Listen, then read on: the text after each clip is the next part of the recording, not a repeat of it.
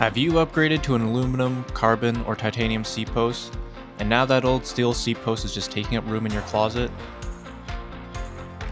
People complaining about your bike gear everywhere. Forgetting to charge your GPS, lights, and feeling lost and in the dark. Stop the disorganization chaos. Get your life back on track.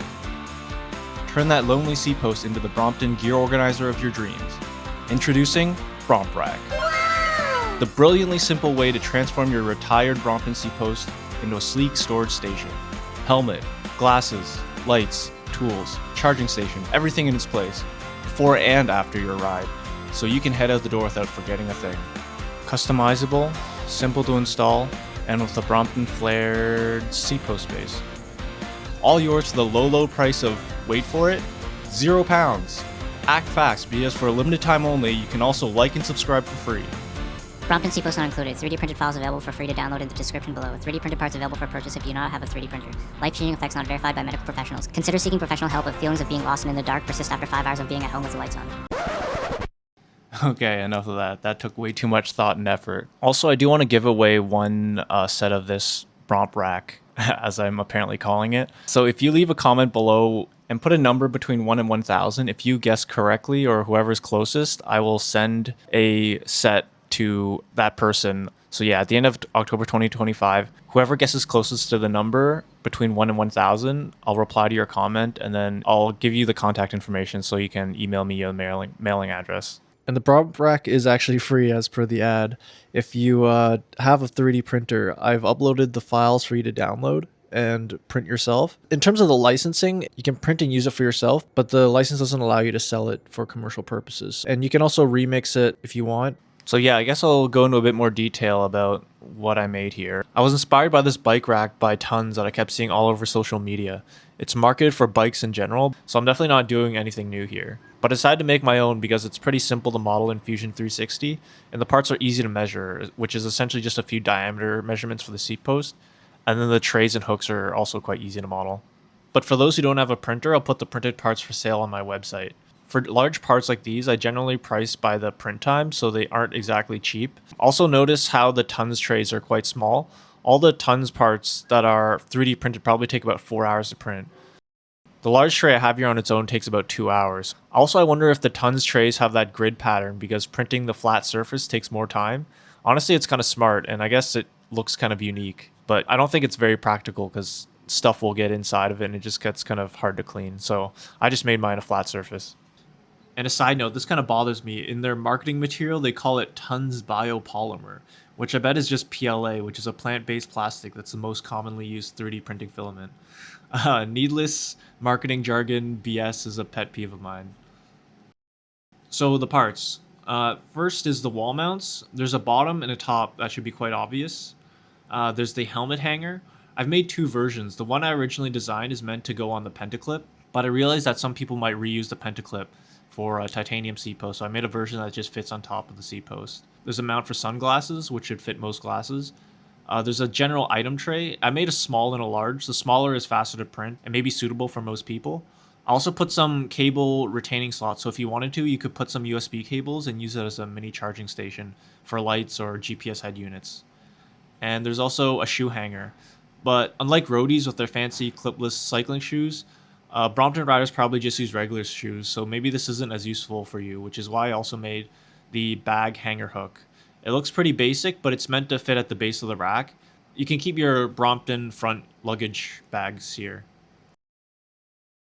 Find where you want to mount it and take into account the space you need above the top mount, since the helmet needs to fit above there, and also below the mount where you might want to hang shoes or your bag. The hardest part is choosing the appropriate wall anchor for your wall.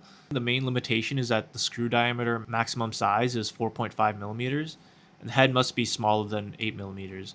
Most wall anchor kits will contain at least one size that will fit these measurements. Start by mounting the bottom wall mount, and start with the wedge. Once the wedge is installed, you can slide the bottom wall mount onto it. Then mark the top hole with a pencil. Remove the wall anchor and drill the appropriate hole for the wall anchor. Then you can fully mount it with the top screw. For the top wall mount, fit it onto the seat post and put the seat post on the bottom wall mount. Make sure it's level and then you can mark the 2 holes for the top mount. Remove the seat post and drill the holes for the wall anchor. Before mounting the seat post, you should arrange the hooks, trays, and anything else on the seat post. They can slide up and down after you fully mount it, but you'll need to take it down again if you change the order. I've made 2 versions of the top wall mount. This one here, you can just kind of clip the post in and out, which makes it easier to rearrange things. But so I also have an option where you can just fully insert the seat post onto it, and it's a bit more secure. There's less of a risk that it'll pop out. But honestly, it shouldn't be a huge issue anyways, because you aren't putting a huge weight on this.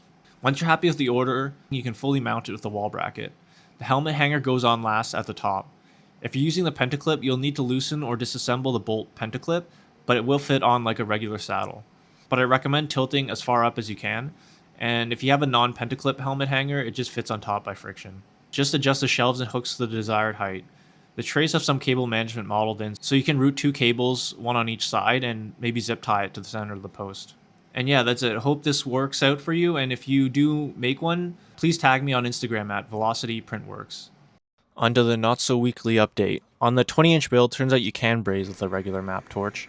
I got finished brazing the structural parts of the rear triangle. I still need to do the disc brake mount and potentially the derailleur hanger.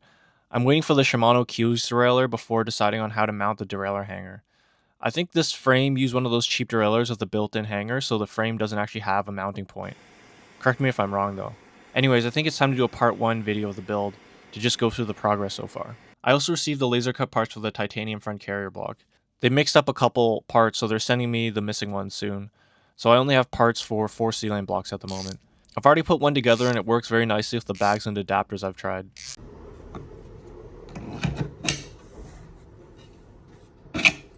The entire block with the titanium mounting bolts only weighs 74 grams. I'll do a full video on the titanium carrier block once I put together and test the T-line one as well. And another project I just started recently was making my own Brompton stem out of 3D printed titanium and a carbon fiber tube. I was inspired by JCP Custom on Instagram. He has this crazy sub 4 kilogram T-line build. The only T-line part left, I think, is the rear part of the frame. But yeah, that's pretty insane. I've modeled the easy part so far, but it did take some thinking to get to this point, just eliminating other ideas I had. I plan to just replace the upper section of my third-party titanium stem, so the next step is to measure the weird angles on that hinge area and remake it to fit a pre-made carbon fiber tube. I think this might bring my build below 7 kilograms. I still need to find someone who can 3D print in titanium on a budget. The laser cutting people I found on AliExpress can do it for half the price of the quote I got on PCBWay. So if I can find someone similar for 3D printing titanium, I'll be very happy.